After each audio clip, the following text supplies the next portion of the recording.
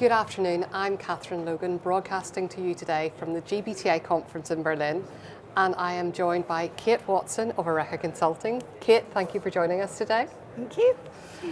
So Kate, tell me, what are the key trends in terms of data, in terms of travel dashboards and data visualization that we're seeing?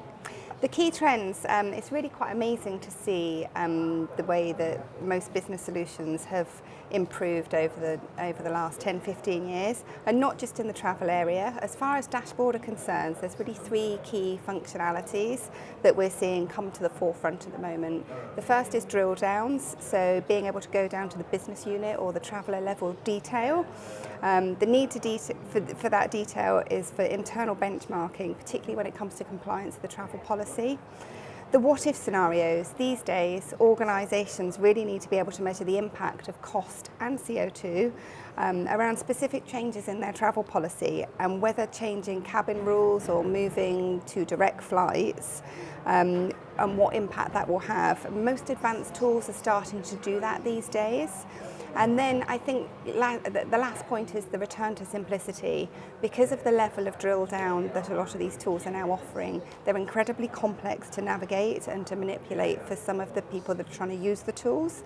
And what buyers, travel managers and senior stakeholders are after really is a high-level, neat, clear, concise dashboard where they can understand performance and trends in the blink of an eye.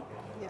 So it's clear that there's huge value to be got from that whole analysis of data. But what are the benefits of using a third party for reporting? Well, naturally, for organisations that are using a number of different TMCs, it's consolidation.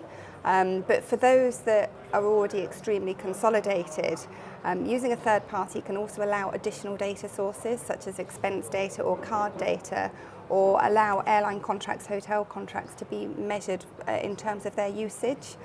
I also think the key benefit of having one single source of truth, being able to direct top management to one single dashboard that contains all of those different data sources, and also the nature of the KPIs as well. In terms of using a third party, if you include KPIs around SLA measurement, it's very independent to the TMCs, which you wouldn't get if you were doing it through a TMC.